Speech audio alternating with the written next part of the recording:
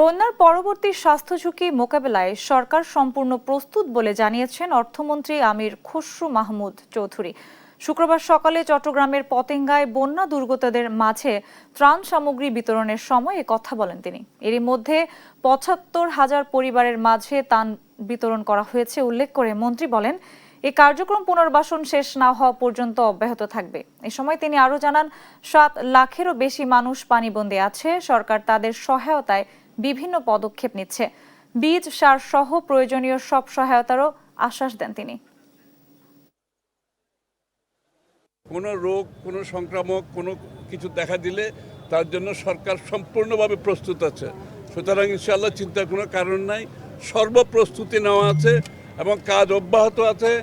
এবং যতক্ষণ পুনর্বাসন কাজ শেষ না হয় ততক্ষণ আমাদের পক্ষ থেকে, সরকারের পক্ষ থেকে সমস্ত কার্যক্রম অব্যাহত থাকবে।